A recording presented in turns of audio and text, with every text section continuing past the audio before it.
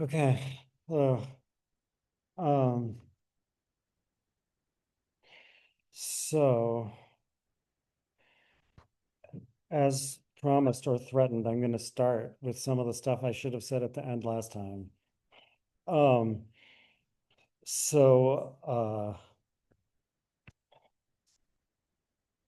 okay, so remember that a false idea is an inadequate idea.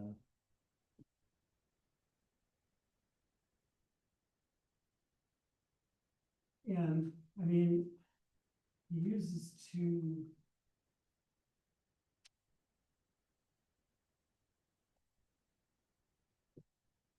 terms for ways that ideas can be inadequate.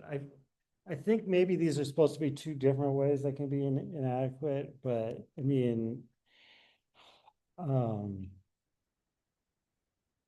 but I'm not sure. I mean, they're definitely both for the same reason. Um, the idea is confused because, again, like if you want to know, uh, here's thought and extension again. If you want to know what this body is, you have to know this infinite definition. If you don't know the infinite definition, then you don't know exactly which body is. Um, so your idea of the body refer to your mind, right? So like your mind contains this idea, but not all of these other ideas here. So refer to your mind, this idea is confused. That is, it's not just the idea of one body, but it's like it can't be distinguished from the ideas of other bodies. Because I'm missing part of the definition. Um, and if fragmentary is different from that, I'm not sure exactly how, because it's the same issue, right? You only have part of it, so to speak. Right. So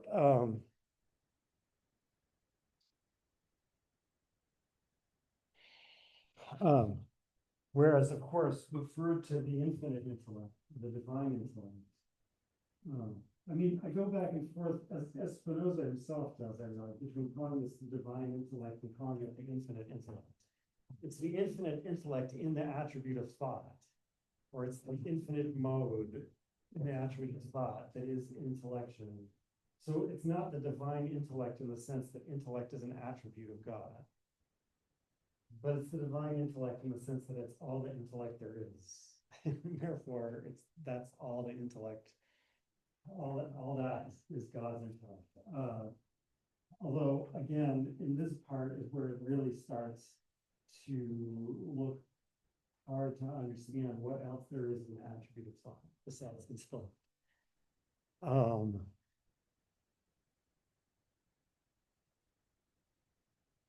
is it possible?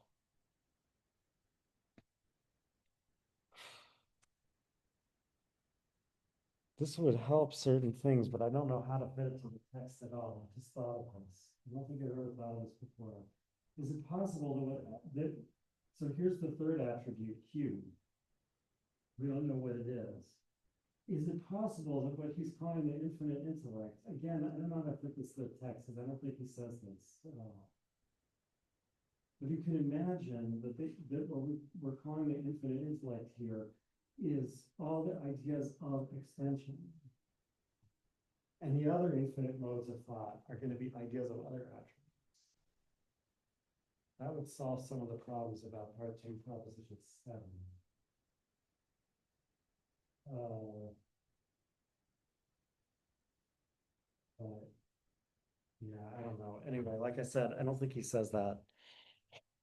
Um, so, okay, so what he does say is like, for example, something that you might have thought is different from intellect or understanding is imagination, right? This is that important distinction we had in Descartes between intellect and imagination. Um, but so Spinoza, when he discusses imagination, so first of all, he defines an image as an affection of the body that's caused by some external body. I mean, that is the way he defines it, but let's see, this is a scholium to Proposition 17 on page 78.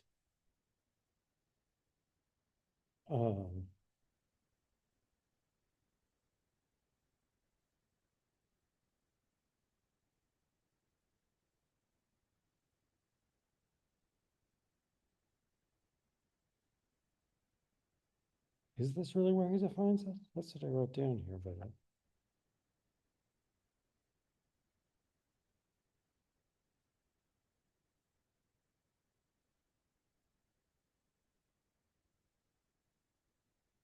yeah, okay, that is where he defines it.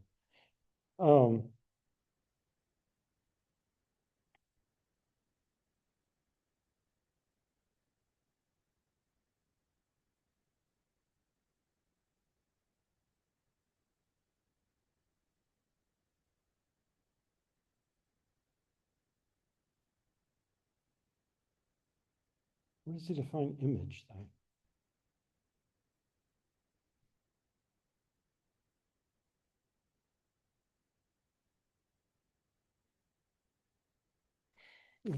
Actually, I couldn't get hung up on it.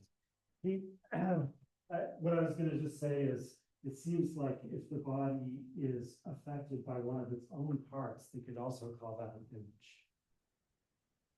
And he never really had time to talk about how he thinks about composite bodies. But the composite body, it's something actually relatively abstract. It's kind of weird. The composite body is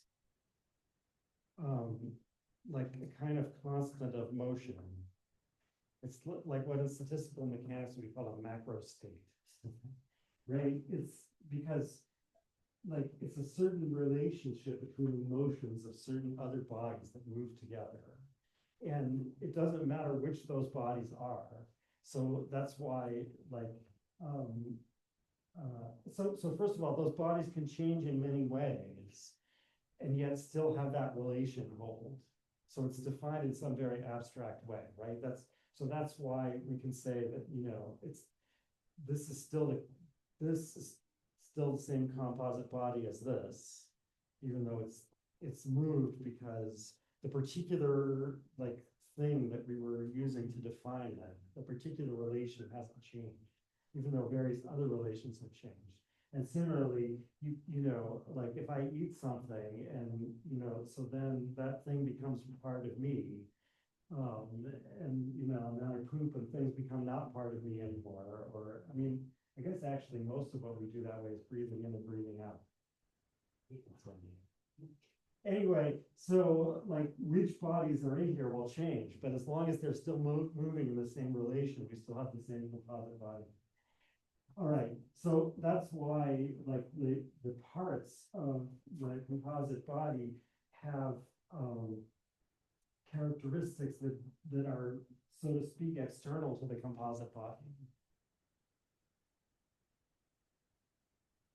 Right, because since it's not part of the definition, it's not part of the essence of this composite body, exactly what this part of it is going to be like, or exactly what it's going to do. As long as it maintains its role in that one relation that defines the composite body, it can have various different characteristics and it can act in various different ways that are in no way caused by the composite body as such, right? They're not results of the essence of the composite body. Because again, it would have been the same composite body if there was something that acted in a different way. And, you know, similarly, the ideas of that don't follow from the idea of this. So like if I'm asleep and various parts of my brain act on each other in a certain way, which they're not determined to do just by the essence of my body as such, then that's just as good as having an external body hit me. Most people don't look very convinced by this. I don't want to try to explain it in more detail because it's not that important, but because I'm trying to explain why, imagination actually, sometimes imagination is the result of being hit by an external body, but even always being. It could be like something that happened in my digestive tract or whatever. All right. Anyway, okay, so forget all of that. The usual case is that my body has been affected by an external body. So this is what he calls the image. The image is the effect. I wish I could find the exact definition of it and read it to you.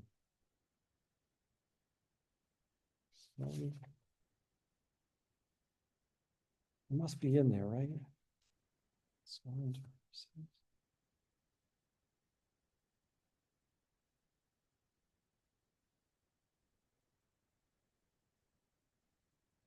Oh, here it is. Yeah, it's near the bottom of the second paragraph of the scholium. Further, to retain the usual terminology, we will assign the word images to those affection of the human body, the ideas of which set forth external bodies as if they were present to us, although they do not represent, I guess you say, even though they do not represent shapes, right? In other words, he's saying, like, what we usually call image is a particular kind of what he's calling an image, right? Like if the external body leaves an impression on me that represents its shape in the right place, like on my back of my eye or somewhere, then we get what we usually call an image. But the same thing can happen through other senses. So he's going to call all these effects of the other body, all these effects insofar as they represent the other body that affected me, are going to be called images. Yeah. So image can also be like not just something that we see. Yeah, exactly. That's what he's using it. That's what that although they do not represent shape, I think is, and it's actually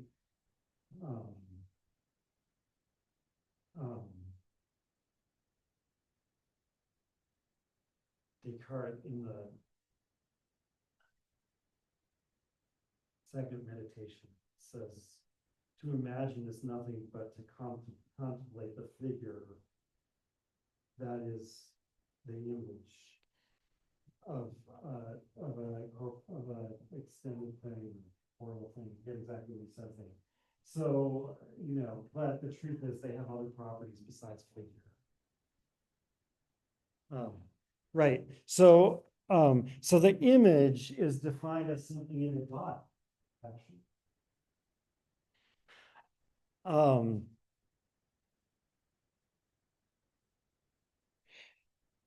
And when the mind regards bodies in this way, we shall,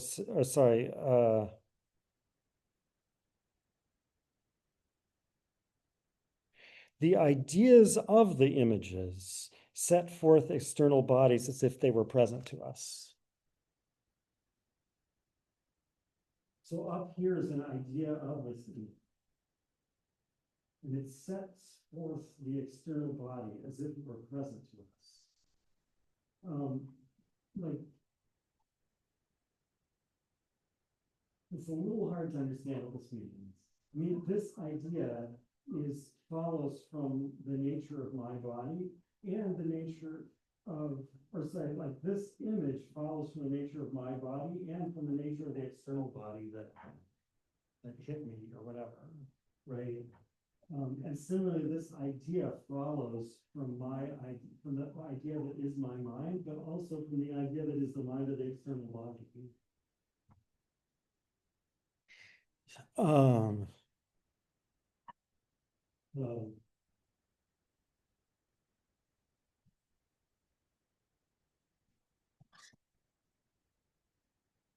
And so when I have this idea that is affirming the existence of its object, I'm affirming the existence of something, namely the image. I'm affirming the existence of something that depends on my body, but also on this other body. And in that way, I'm representing the other body as present.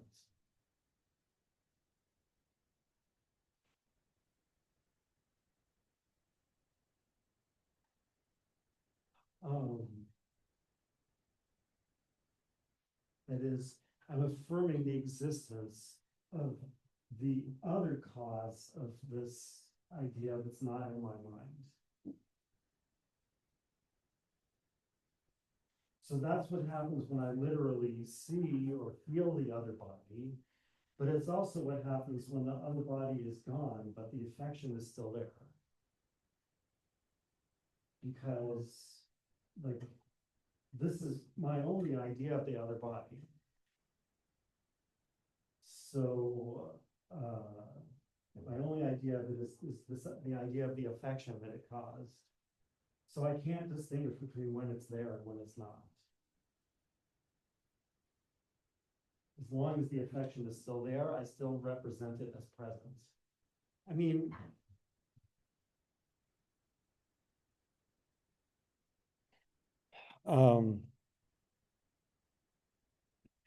I guess you just,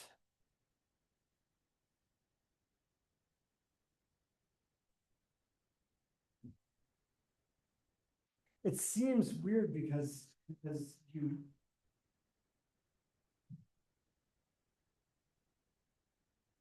think you're doing something different when you have an idea of affection in your body, and when you have the idea of an external body. But I think if you think about it, you realize that you can't possibly compare those two things, right? Like there's no difference between like directly knowing that my eye is affected in a certain way and seeing something. Yeah, what was your question? I was gonna ask, like, what about the feeling of being burnt by something?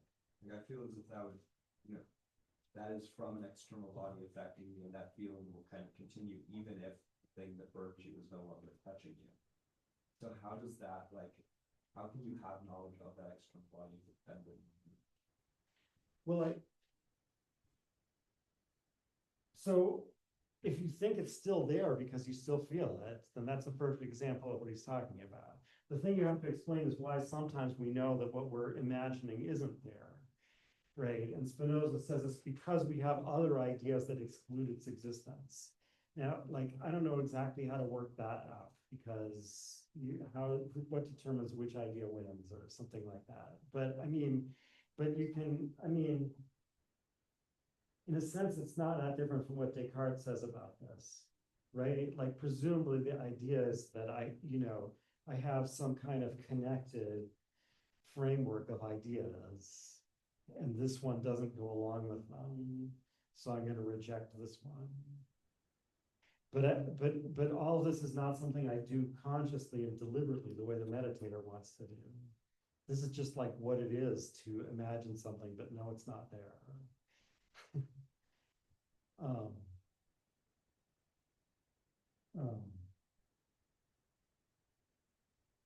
And if you're not sure, or for that matter, to remember something, right? To remember something means to have the idea of the affection it caused in you, but nevertheless to know that it's not here now. That's, again, like assuming remembering is something like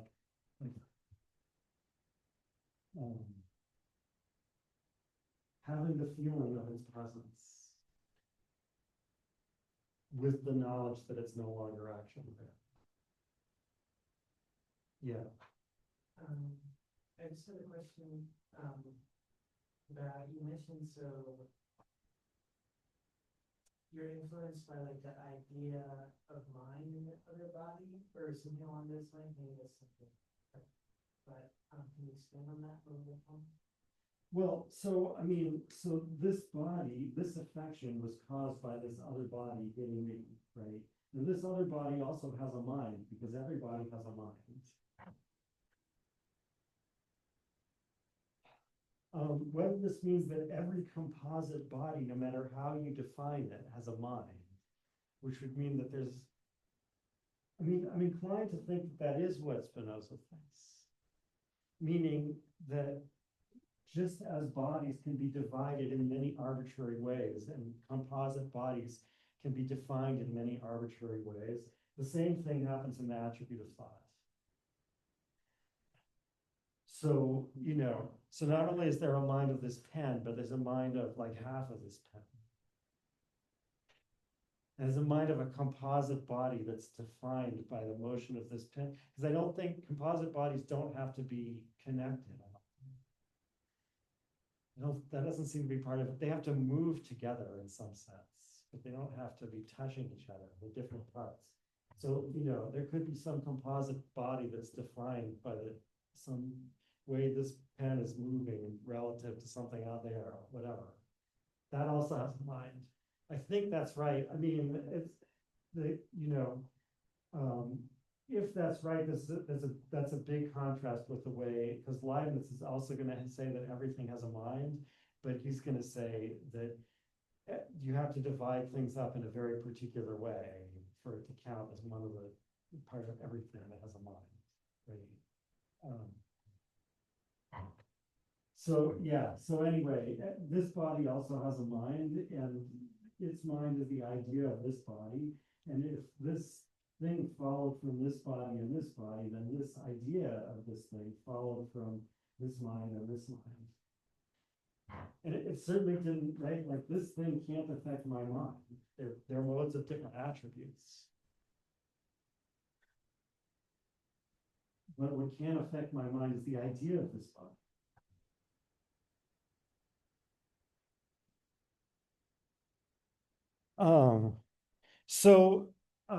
From this explanation of what imagination is, you can see why imagination is typically inadequate.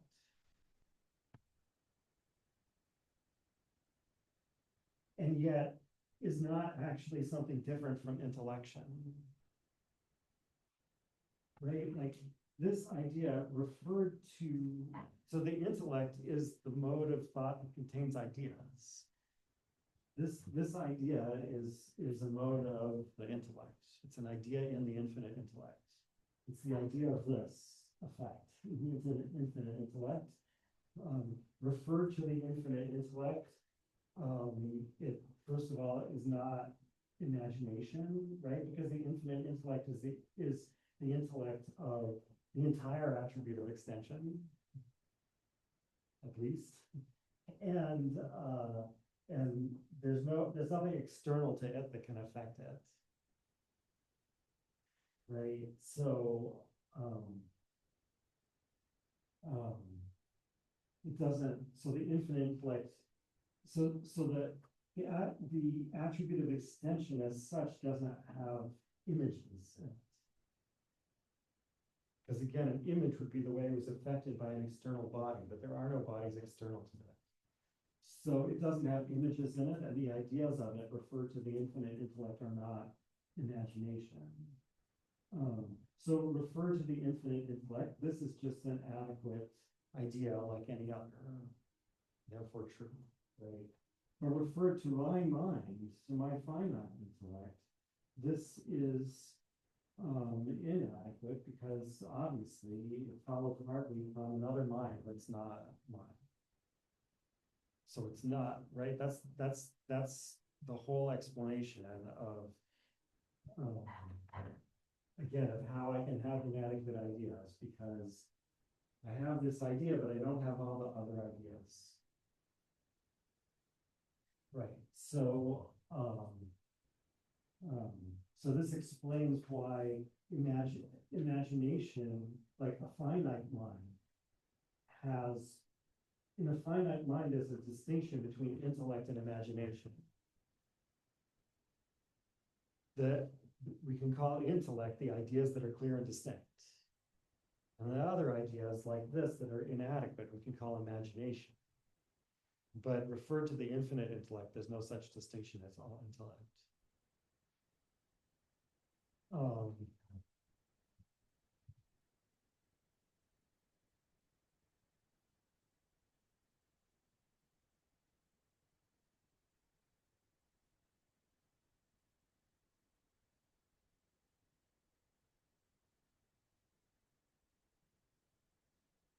Um,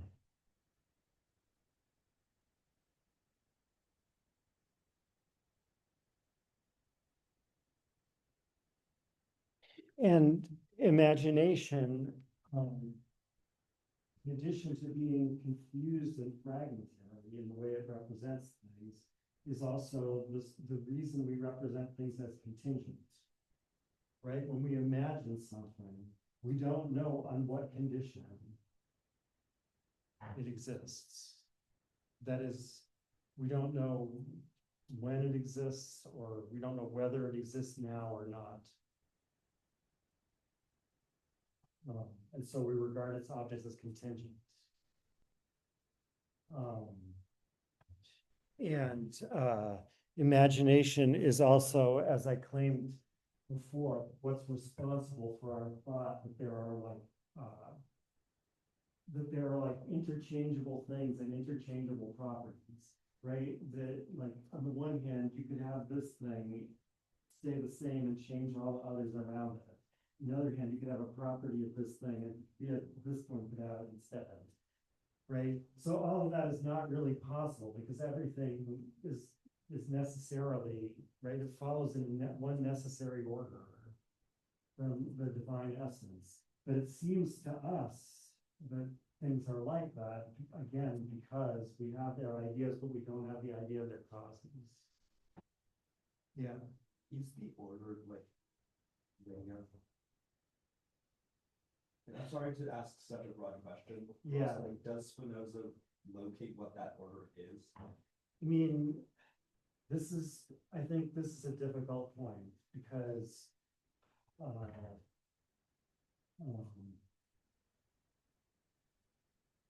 well, okay. So, I mean, in a sense, it's not difficult what you say about it. It just gets hard especially when you try to say this about the attribute of thought. In the attribute of extension, we have modes that are consistent with each other and modes that are not consistent with each other.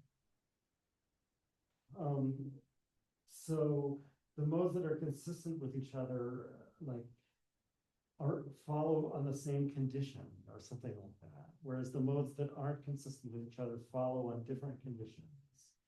So the order of the modes that are consistent with each other is space. But the order of the modes that aren't consistent with each other is time. Right? That like vaguely speaking is the way it's supposed to work.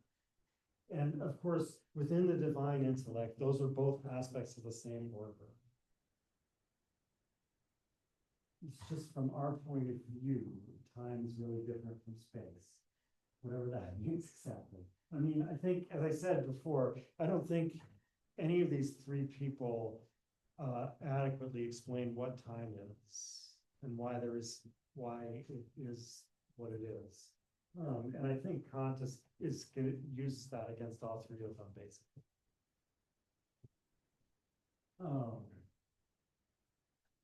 To show that when they thought they were using pure understanding or pure intellect, like imagination actually got in. It's one way of putting the criticism. So, but anyway, I think that's the way it's supposed to work in the attribute of extension. There should be something exactly parallel to that in the attribute of thought, but it's hard to say what that would be. Right?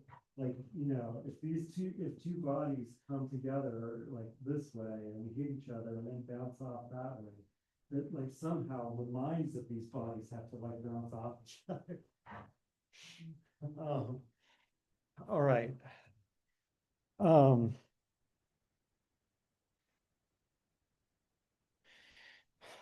Right, so I'm saying, I mean, like the full explanation of why we think this way, this is, I think, in the scholium to proposition 40 of part 2, maybe. Yeah. Where he explains what the ideas are that we usually call universals or concepts. Now, these are like not the true universals. I mean, I mean, I've used Hegel's terminology of concrete versus abstract universal to this, to describe this before.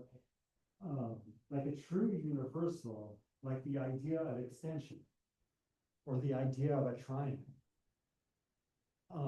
has as consequences all its, what we normally think of as its instances, right? They follow from it. It's not something they all have in common. But Spinoza says, because the way we represent bodies is through their images. And by the way we represent our own body is also through its effects, basically. Right? Because the idea that is our mind doesn't contain itself. This idea follows in the infinite intellect from a lot of other ideas that it doesn't contain. So it doesn't, yeah.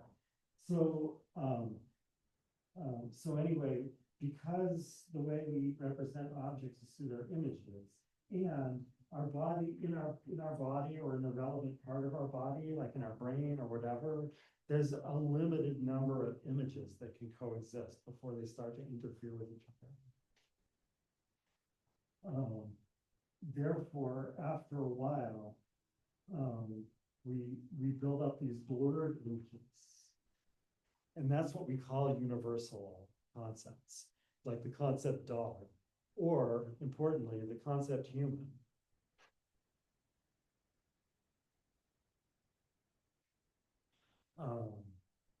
Right, this is a disanalogy between, Spinoza at the beginning of the reading for today, which I better get to soon. Spinoza at the beginning of the reading for today says he's going to treat the emotions the same way you would treat lines and triangles and whatever in geometry.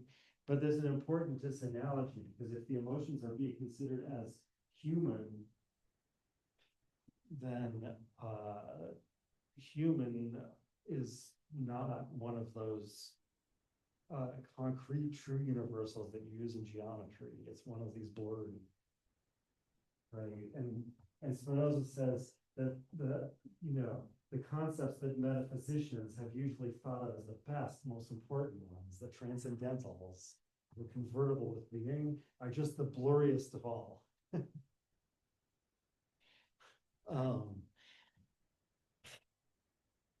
Okay, so on the other hand, I was just mentioning geometry as a case, and so Spinoza agrees with Descartes about this.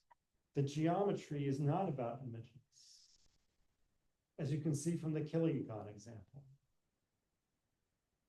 Right? Like my body is like too coarse or something in some way deficient, such that it can't actually receive an impression from a kilogon that's different from an impression of a myriagon. But that's okay, because geometry isn't about images. Geometry involves clear and distinct ideas. So, how can we have clear and distinct ideas if my mind is the idea of this body, and it contains the ideas of everything that happened in this body, but all the things that happen in this body follow from other bodies or from the parts of this body. So it seems like all I should have is imagination. How do I have any intellect? And Spinoza has two answers.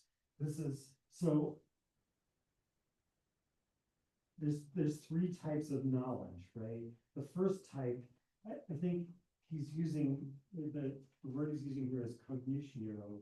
So like it has in common with Kant's term, which is also sometimes translated knowledge, or sometimes translated cognition, which is erkentnis, that at least as Spinoza uses it, it doesn't have to be true. Right? So it's not how we usually use the word knowledge in English in philosophy. We usually say knowledge, right? Like knowledge is something true belief. It definitely has to be true. What the something is, right? So, but these, like, imagination is false, basically, right? Because these are inadequate ideas, and remember, inadequate equals false, they mean the same thing as far as Spinoza, right? So this kind of knowledge is false, but the other two kinds of knowledge are true. That is, they involve clear and distinct ideas. Ideas that are clear and distinct relative to my mind. How is that possible? And Spinoza says there's two ways. One is that they're about things that my body and all other bodies have in common, and are the same in a whole as in a part. So, therefore, like, insofar as that depends on the other body or on a part of my body, it doesn't depend on something I don't have the idea of.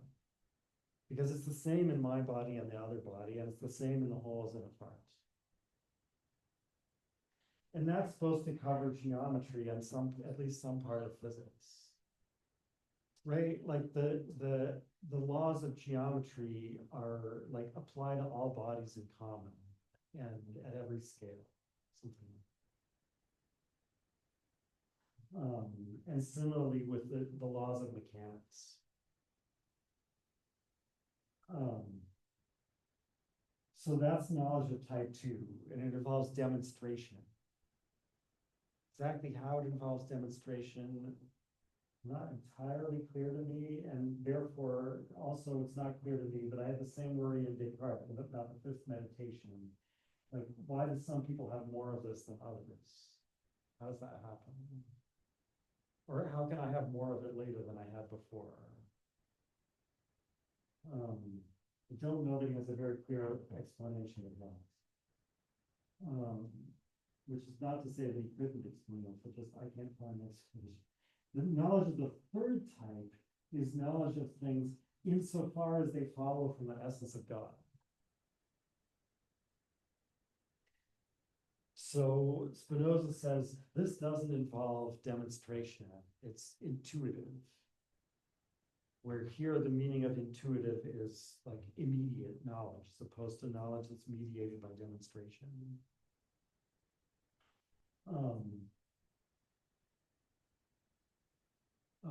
He says we can have knowledge of all three kinds about the same thing, right? And he gives this example of finding the fourth proportional. You know, like if someone says like 3 is to 9 as 6 is to, you know, you have to fill this in. So he says, like, we can know it by imagination. That means either we've memorized the rule or, you know, or we've found a certain rule to be successful, but we don't know why. In this case, he says, you know, we may have followed the proof of, he cites the theorem in Euclid that tells you, right? But he says in this case, and again, it's a little bit hard to know, like, what makes the difference here. It's something about my body, I guess.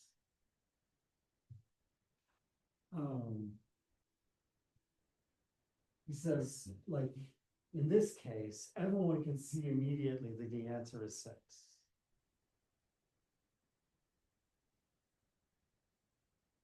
You don't have to go through a demonstration. That's supposed to be an example of knowledge of the third type. So, I mean, you can see that it doesn't mean that I think God is eternal and infinite, and like all those propositions from part 1. And then I deduce from that something about, I mean, it precisely doesn't involve a deduction. Right? It just means that I understand the divine essence well enough to see immediately that this follows.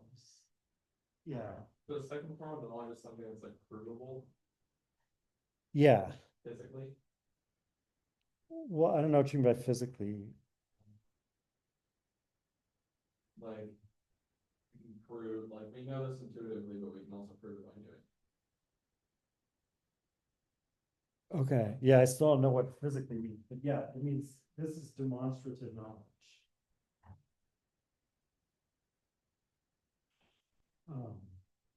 He says, by the way, it doesn't have to be common to my body and all bodies. It could just be common to my bodies and all the bodies that my body interacts with.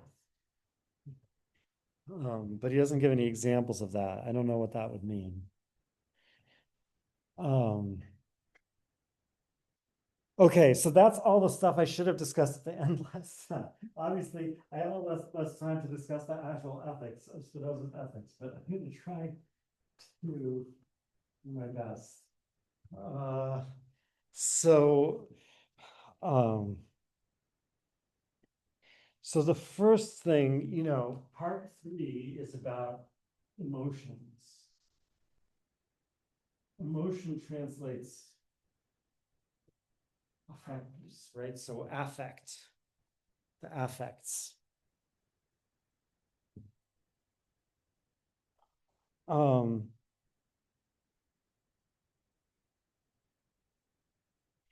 and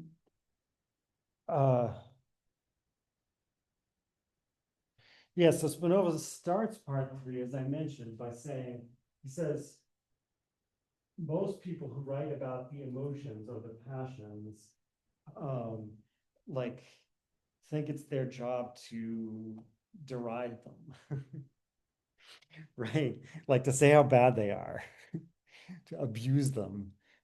Um, uh, Whereas he's going to try to understand them. And it turns out when you get to part 5, that basically is Spinoza's ethics, right?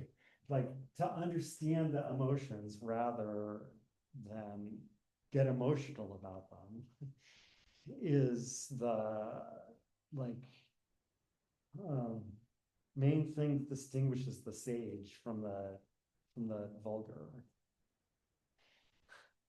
Um, so it's like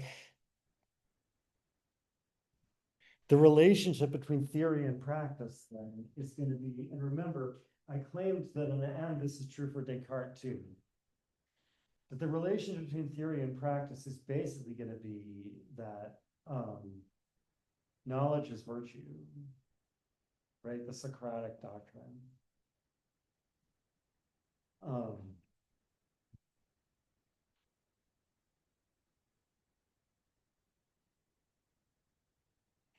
Okay, now to understand what Spinoza thinks an emotion is, you first of all have to understand the distinction between active and passive, which is defined at the beginning of part 3. And the way he defines this is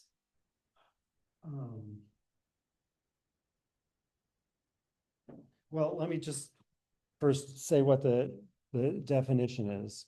So it's on page 104. Definition 1 draws a distinction between an adequate cause and an inadequate cause.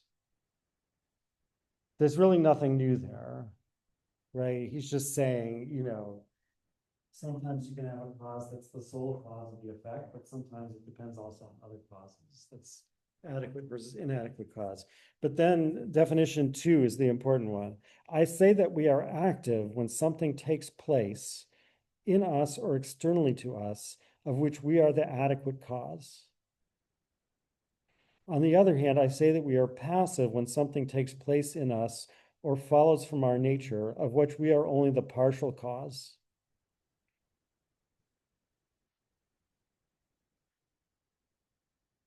Um,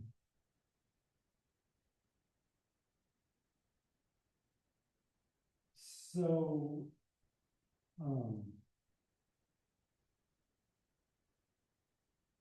he defines this with respect to us, but of course, this same thing, you could use this for any finite mode. There's some things which that mode as such is the cause of, and there's other things which that mode is the cause of only in conjunction with some other mode. So it's when it's the sole cause, that's when it's active.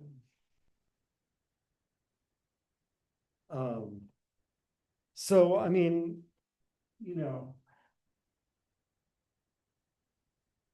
that kind of makes sense.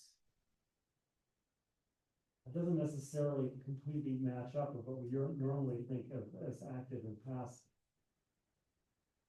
I mean, when one body hits another, they're both passive according to this.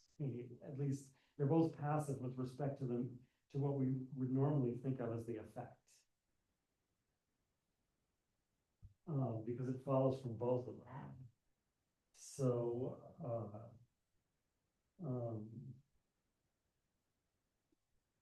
when do we have a case of something active? Well, it's easier to start here with the mind, right? The mind is active insofar as it's the sole cause of some idea. So being the sole cause of the idea, I mean, because I don't have time, and also because I don't have that much to say about it, I kind of glossed over this continuing problem of distinguishing between the relationship between something and its affections that are in it versus something and its effects that follow from it. Right? They're both some kind of logical relation of consequence, according to Spinoza, but I'm not sure how to distinguish between them. But let me just forget about that. So, right, so the idea that is my mind is the adequate cause of some of its ideas. Which ideas? Well, the ones that are clear and distinct.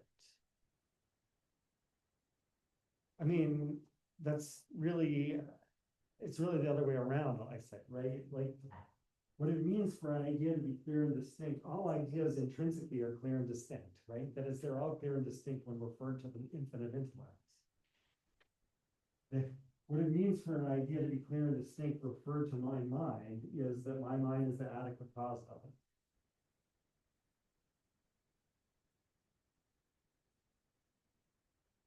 So I'm active insofar as I have clear and distinct ideas, and I'm passive insofar as I have inadequate ideas.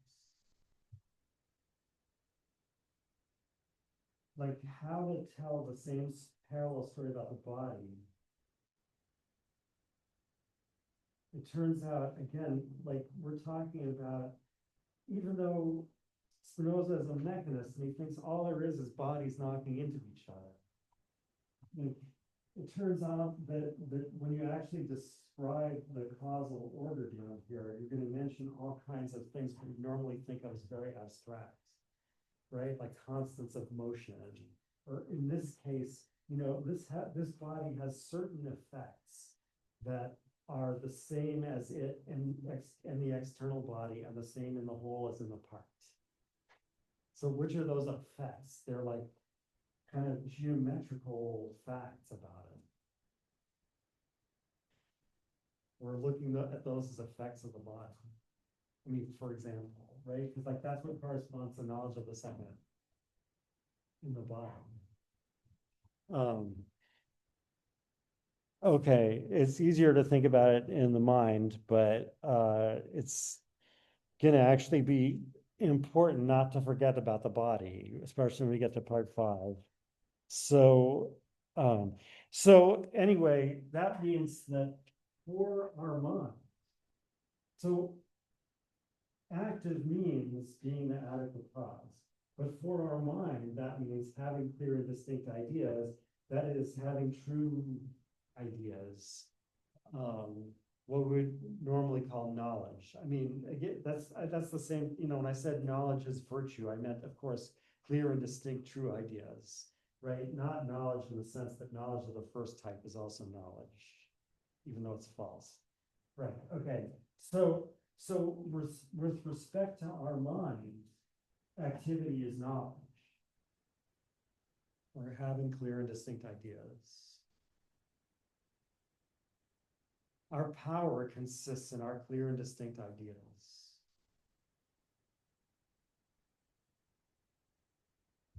Because those are the things that follow from our mind alone and not from our mind plus something else. In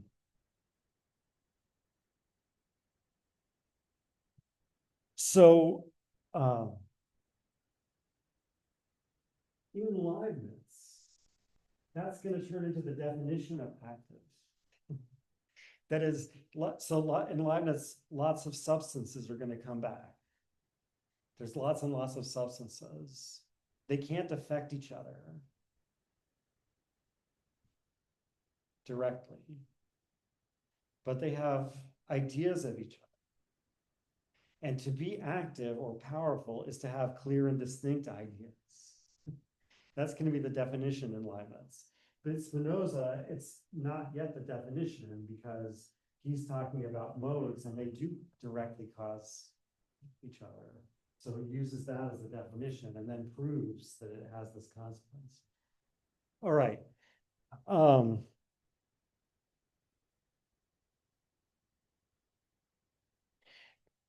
So by the way, when in Kant, remember I said way at the beginning that Kant thinks that empiricism and rationalism are both wrong because we need both sense and understanding or intellect. So, he defines the understanding as an active faculty of representation and sense as a passive faculty of representation. So to understand what he means by that, you have to think back to what Spinoza and Leibniz mean. Not that he means exactly the same thing, but to understand it, that's what you have to think back to. All right. Anyway, and then the definition of emotion. Well, should I say this?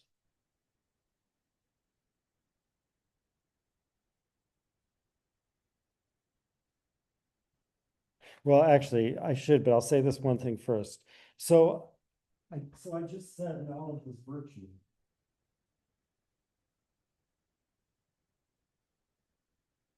But I also said knowledge is power.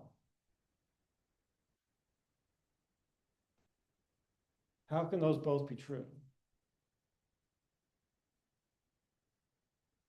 Well, this is why I assigned, I would have liked to assign more of part 4, obviously, but I only signed a little bit, but one of them was the definition.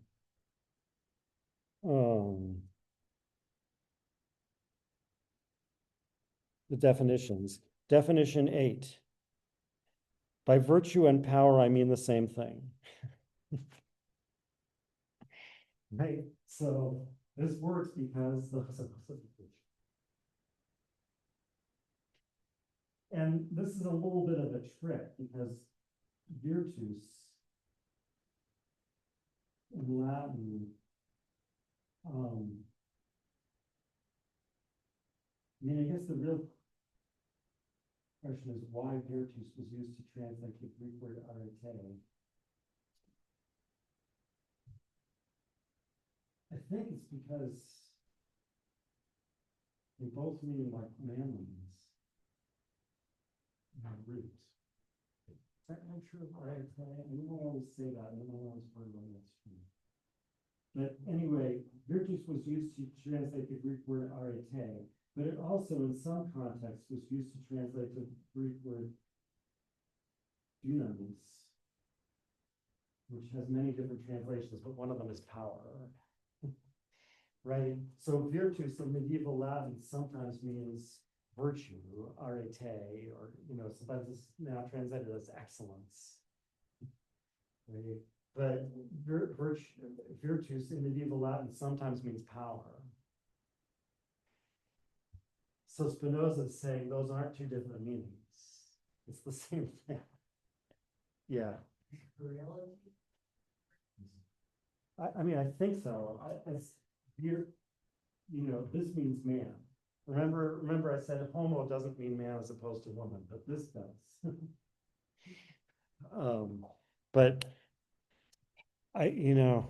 usually before I say things like this, I should check the real etymologies because I may be wrong. But anyway, at least someone thought that, even if it might. I think it's true, but I just haven't checked. But anyway, it doesn't matter exactly why this happened for our purposes. The point is, like Spinoza has inherited this terminology that has an ambiguity between virtue and power, and he takes advantage of that. It's kind of a trick. Because he says things about virtue that sound like what we would normally say about virtue. but if you don't pay attention, you won't realize that he's actually talking about power.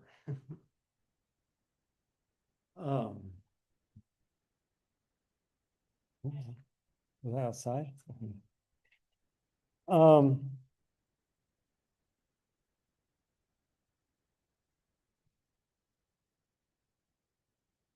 okay, and so an emotion is defined as passive transition from lesser to greater or greater to lesser activity. So it's complicated because activity and passivity come in twice. Right? It's like, now it's easier to think about the body, right? The body has a certain amount of power. It can cause things to some extent. But that can change. It can become more powerful or less powerful. What causes the change? So if it's itself is the cause of the change, that wouldn't count under this definition as emotion, right? It's if something else causes the change, right? So like, like if some sword comes here and cuts off my arm, then I'm less powerful. And that's a transition from that's a passive transition from less powerful to more powerful. So Spinoza calls that kind of transition pain. Well, that kind of transition and or the idea of it in my mind.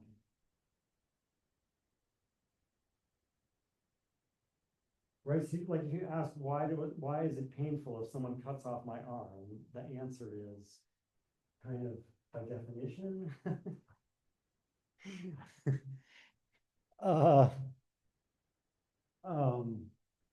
It's that's what pain is. Yeah. What if you cut off your own arm? Is that not contained within the? Yeah, I think like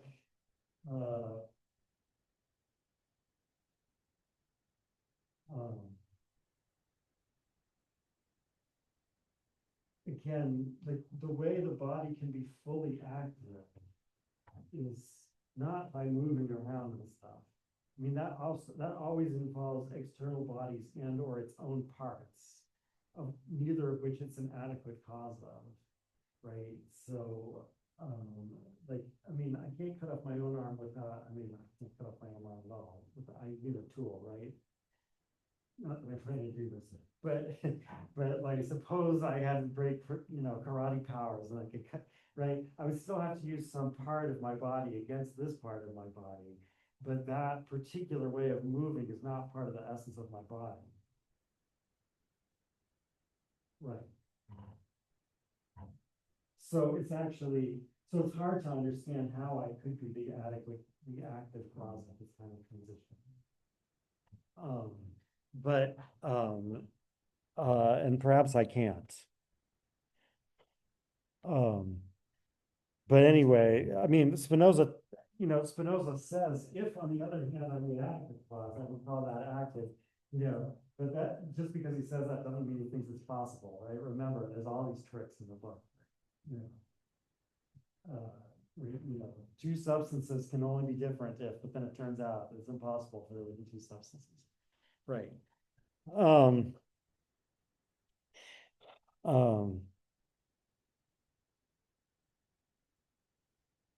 So the emotions are, this is actually a little bit confusing. Because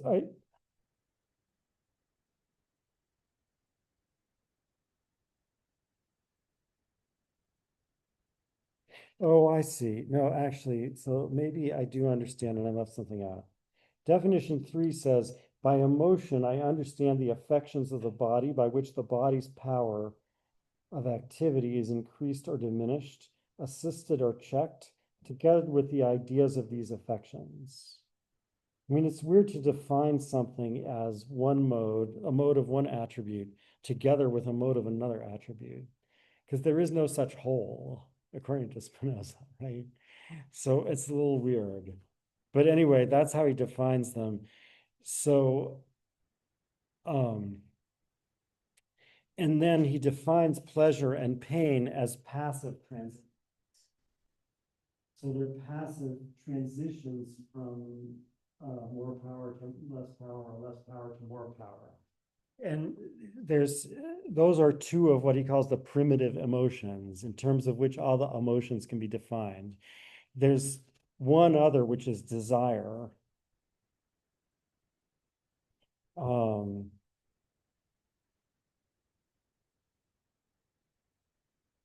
um,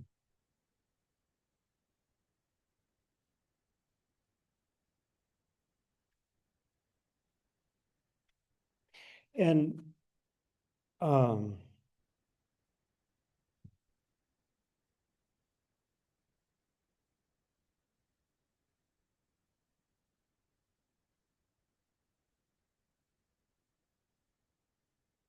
so desire is defined in terms of conatus, which sometimes is translated as, they leave this term untranslated. I think, well, I think they sometimes leave it untranslated.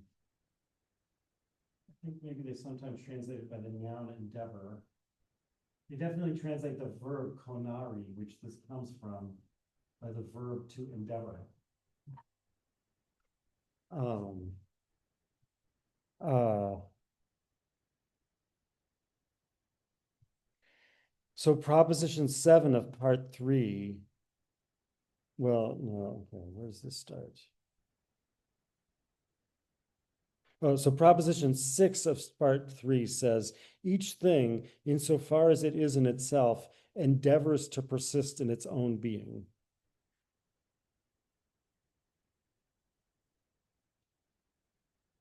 So this actually is a way the body is active. The way the body is active is that it has a certain power to continue in its own being. In the case of this composite body, I guess that means like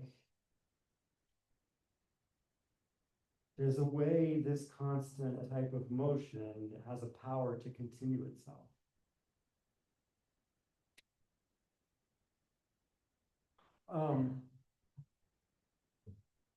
That power is really just the infinite power of God, conceived as modified by the modification that is this body.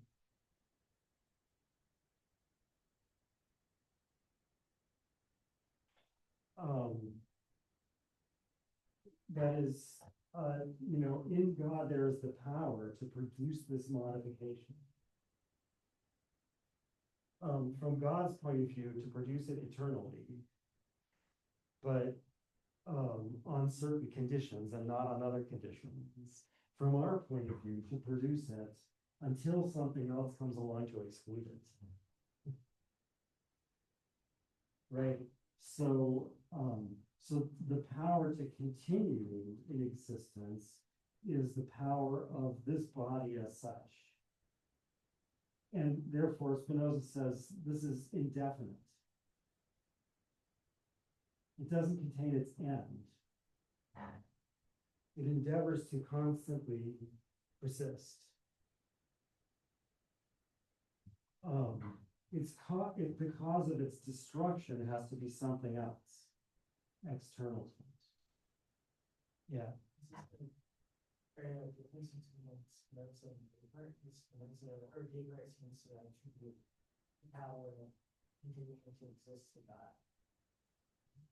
Well, I mean, yes and no. Remember, this power is God's power, right? So there is a difference here, but the difference is, so they both agree that that God gives the thing the power to continue in existence, but that God has to give it that at every instance, right? I mean, in Spinoza, that's the way of saying that is that God is the immediate cause of every mode. So it depends directly on God.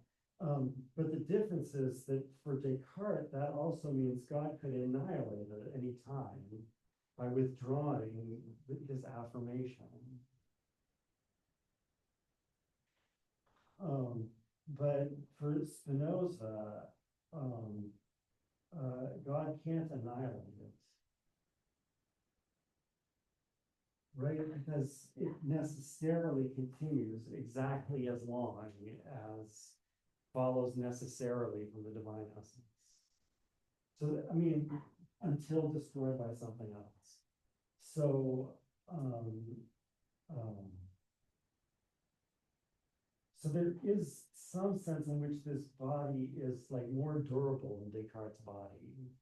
But it's not so much because it has the power more in itself than Descartes' body does, but it's just because there isn't this freedom of indifference in God.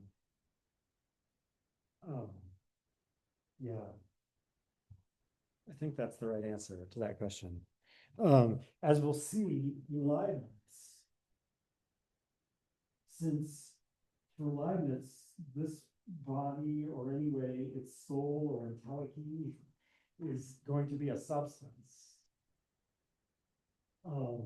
Therefore, it can't be affected by an external thing. Therefore, it can't naturally cease to exist. However, Leibniz is going to bring back the idea that God could annihilate it.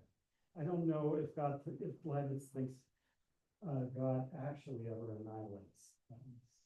I suspect he thinks he doesn't because this is the best possible world, as I'm sure you've all heard about.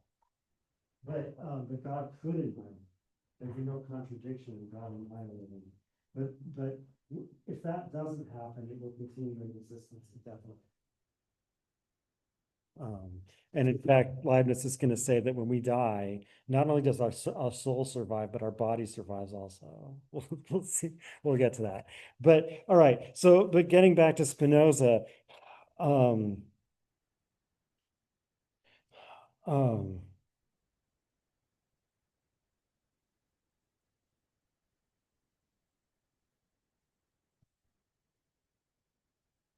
desire. No, wait. If I got this wrong, we can. Proposition 9.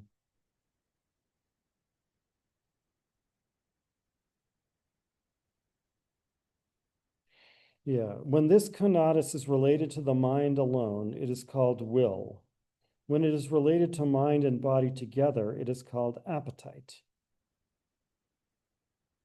which is therefore nothing else but man's essence, from the nature of which there necessarily follow those things that tend to his preservation, and which man is thus determined to perform. Further, there is no difference between appetite and desire, except that desire is usually related to men insofar as they are conscious of their appetite.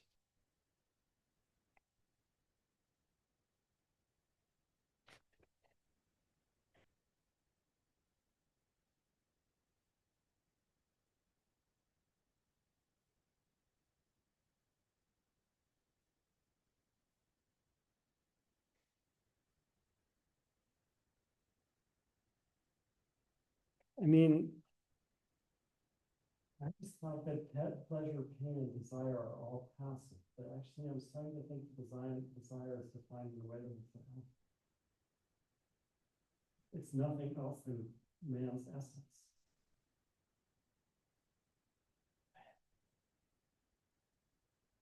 Although I guess it's passive insofar, so it is man's essence. So it's, yeah, I mean, we don't have an adequate idea of our own minds. So that's why desire is passive.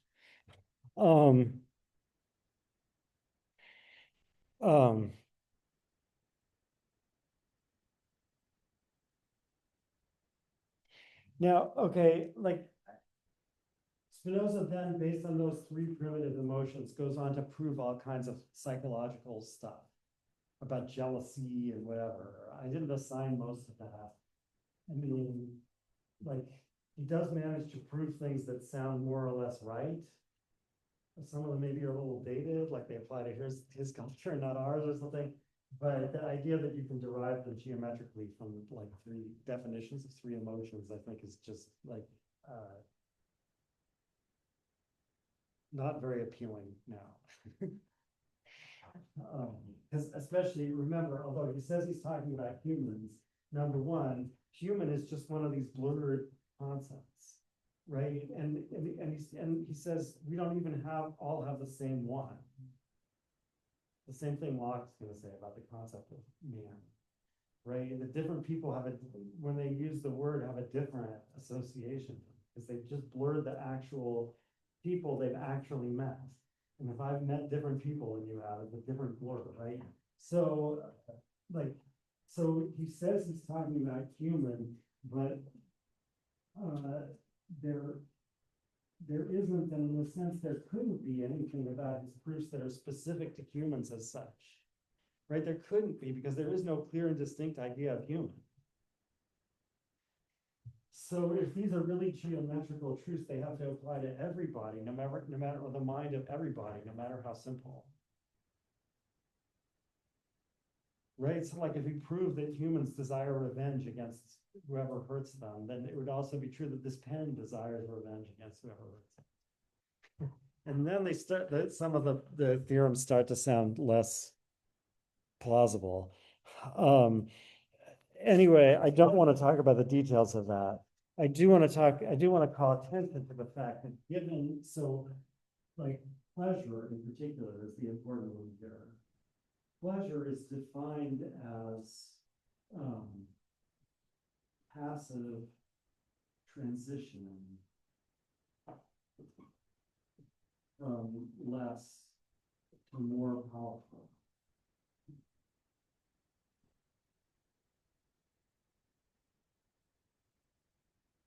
So both because it's passive and because it's about a transition, you can see from the definition that God doesn't have pleasure.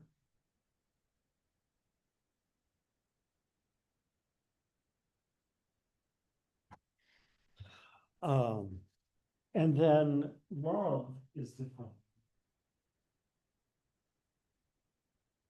as pleasure accompanied by the idea of something.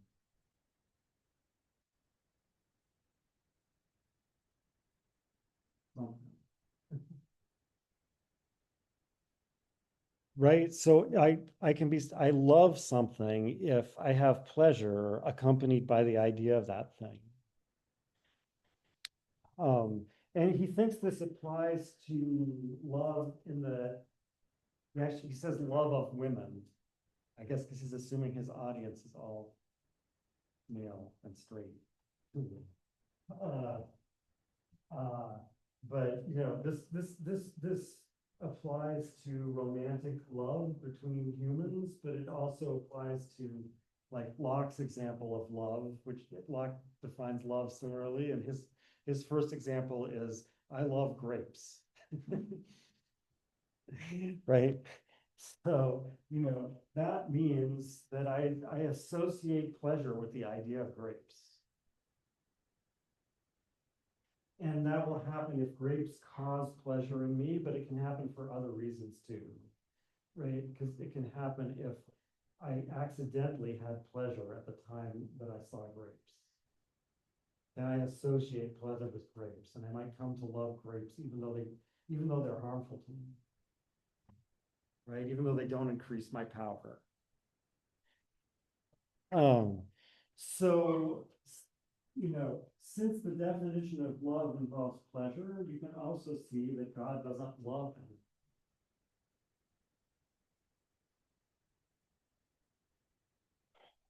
him.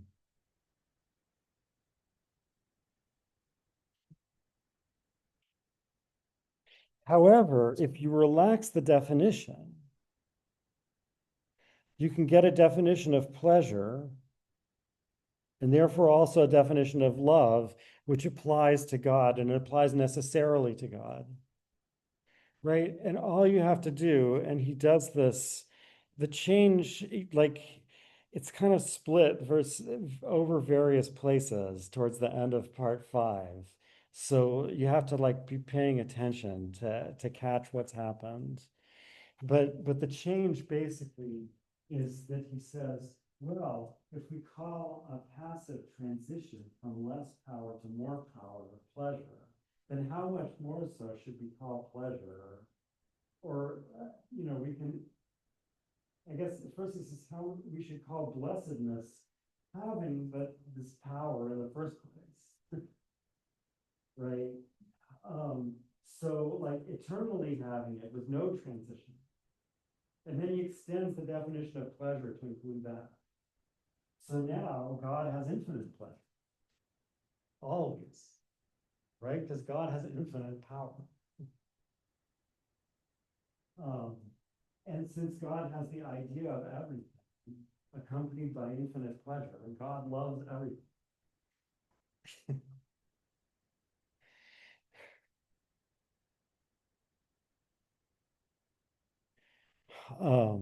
And moreover, God has infinite pleasure accompanied by the idea of himself. And that's like the idea of himself kind of combines all the other ideas. So God loves himself most of all.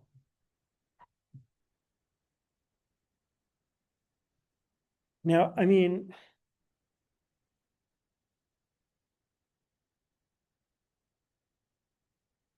this is a trick. Again, I keep using that word because that's what I associate with Spinoza. He's tricky. I mean, this is a trick because it just means now you're using pleasure as a synonym for power. I mean, right? Like, and using love as a synonym for being powerful and having an idea. Right? So it allows you to say things that sound traditionally religious, like God loves all human beings or something like that. But it doesn't mean what you think it does. Or maybe you never meant what you thought you did. Yeah. Loves everything, that includes bad things. Well, there are no bad things. Right? I mean, referred to God, there are no bad things, right? There are only inadequate things referred, to finite modes. All of these modes are something positive. They're all God as modified by a certain finite modification.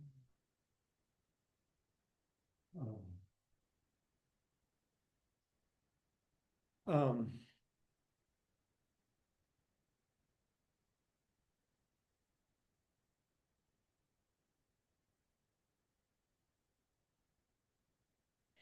Now, a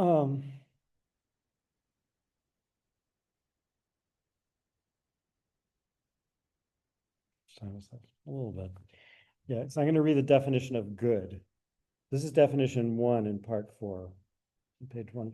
Because in order to, so far, we've got some theological machinery going on here and some psychological machinery going on here, but where's the ethics?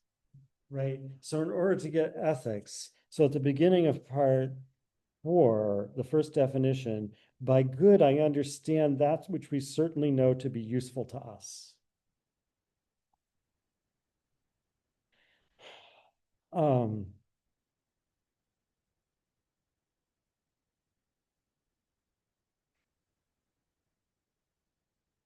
So what does it mean for something to be useful to us? I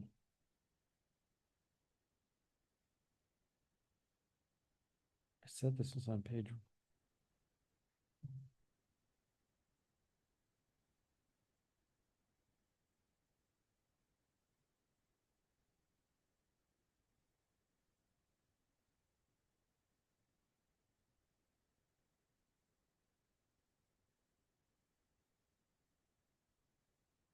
Well, I can't find it here, but being useful to us means that it allows us to pass to a state of greater perfection. And perfection turns out to mean, again, basically the same thing as power or activity. You know, the whole discussion of what is originally meant by perfection, and then how people came to use that term in a way that's kind of wrong, and then how we should actually use it.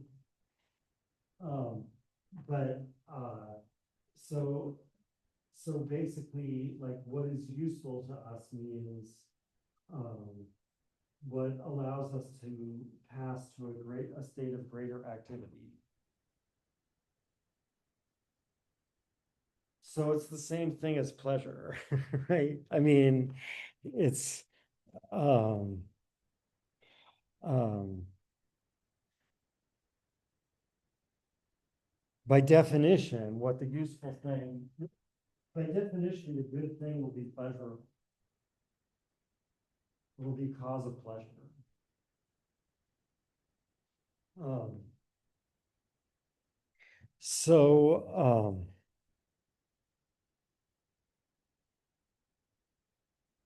so in particular, that's why Spinoza says we don't desire things because they're good. They're good because we desire them. Meaning, um, um,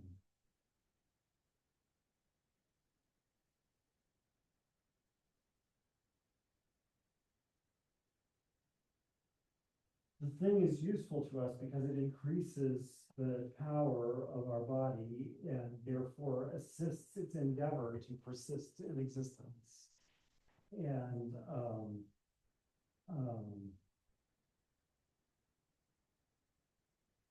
uh, that is, it's useful to us because we have a conatus towards it, we desire it.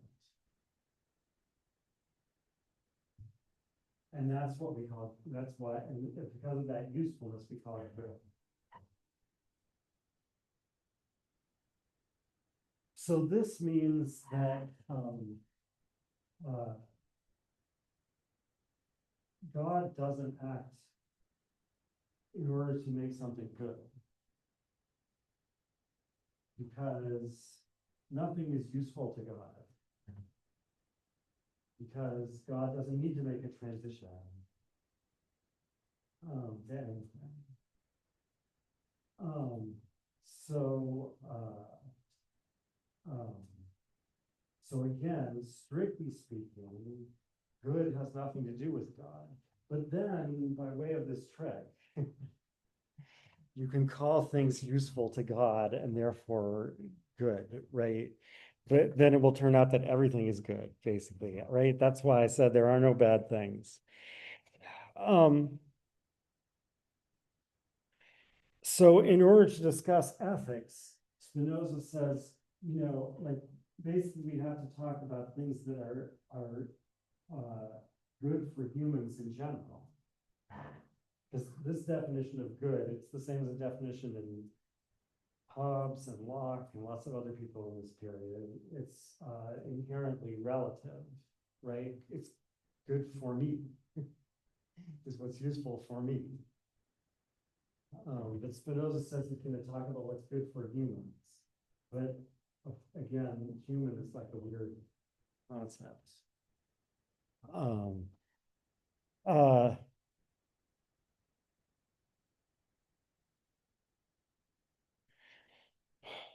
Okay, so now I'm gonna, as usual, I don't leave enough time for important things. I don't know what to do about that. Anyway,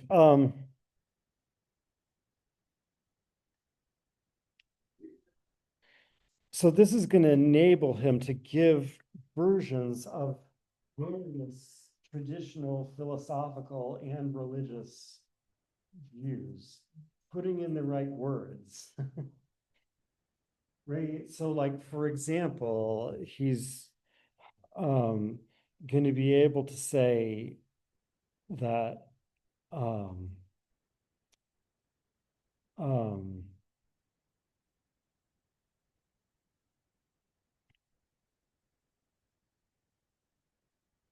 the sage is the perfectly virtuous person who um, um, who isn't subject to emotions and just, and only has an understanding of the, of, that is knowledge of the second or third type of the affections of their body, or something like that. That sage is impossible. Right? I mean, that was the first, like, his argument against Descartes on page 204 to 5. Descartes in The Passions of the Soul had said it's possible for us to gain an absolute command over our emotions, and Spinoza proves that that's impossible. And you can see why from here, right? Like, I mean, you're never going to have knowledge of the second or third type of what we think of as contingent properties of your body. Right? Like of any individual affection, you could never have knowledge of the second or third type. To have knowledge of the second or third type, you would need like an infinite demonstration of it that we don't have. Right? So when he talks about the sage, if you pay careful attention, he says something like, insofar as, right? Like the sage isn't an actual, like,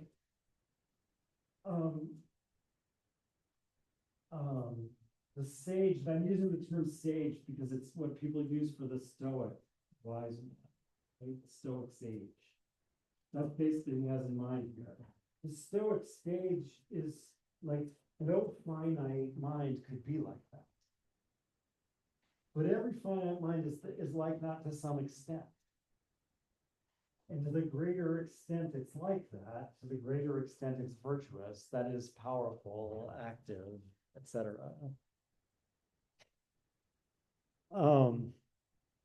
Similarly, there's this whole discussion of the afterlife. And or as it quickly becomes clear, it doesn't really mean the afterlife.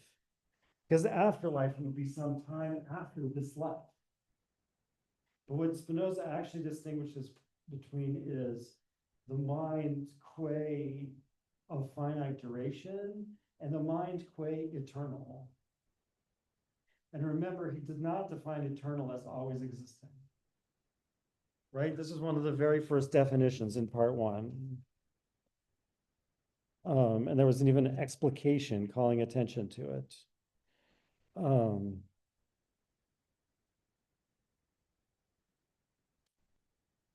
is it?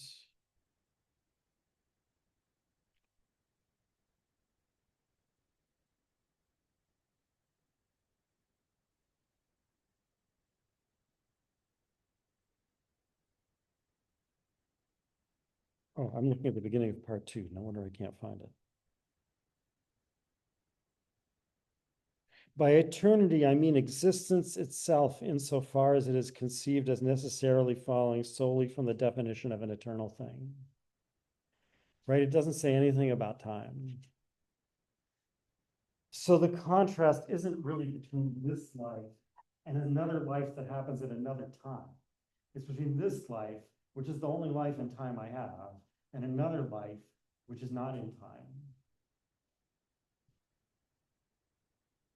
So how do I have another life that's not in time? I mean, after all, like, the order and connection of ideas is the same as the order and connection of things. So if this composite body came into existence at a certain time and went out of existence at a later time, then its idea also came into existence at that first time and went out of existence at that later time. So the mind exists exactly as long as the body exists. So how do we get an eternal aspect of the mind?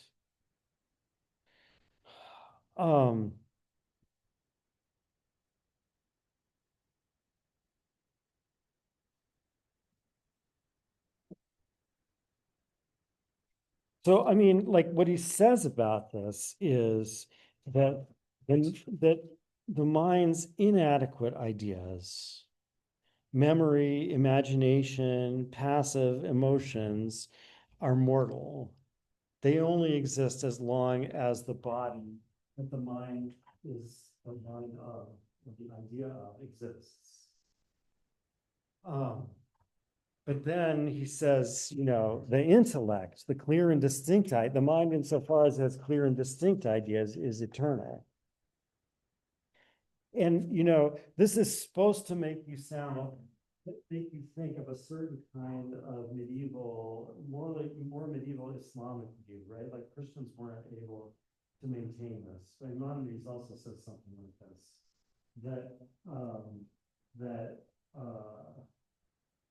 you know, when you're born, you have a potential intellect, and you also have emotions and imagination and senses and whatever. And the intellect, and then like as you live, you either do or don't build up an actual intellect.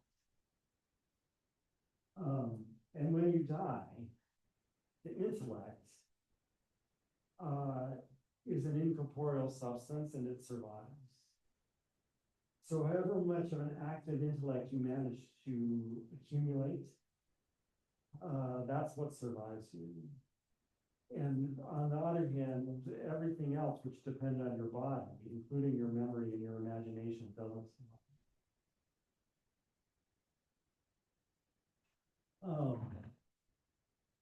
What kind of Platonists also say something. Right. So, so Spinoza says a lot of things that sound like that picture, but it's through a bunch of tricks again. Because the first trick is, in what sense is the mind immortal? Well, in the sense that the essence of the mind follows eternally from the divine essence.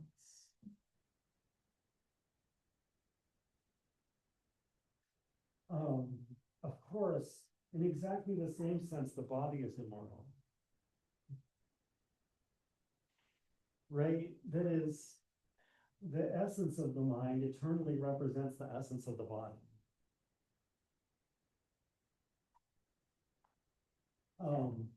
That is, it's not in any condition that the mind as such represents this body as such. That's its nature, to represent that body.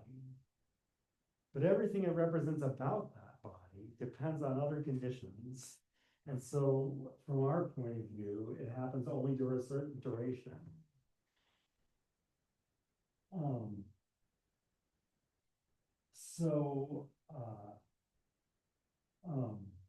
What Spinoza shows is that when you consider that essence of the body without, like, the parts of the respect in which it depends on other conditions, what you have is the clear and distinct ideas that depend on the essence of the mind itself.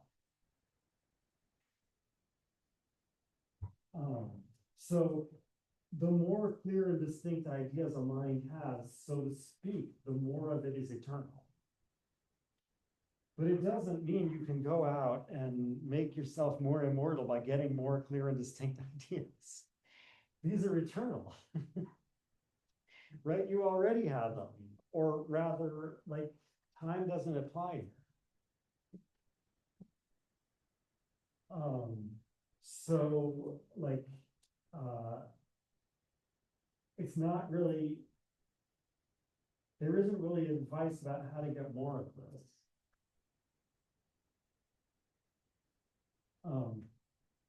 All right, there's a lot more I should say about that, and I think I glossed over certain distinctions there, but anyway, we're out of time, so next week, Leibniz.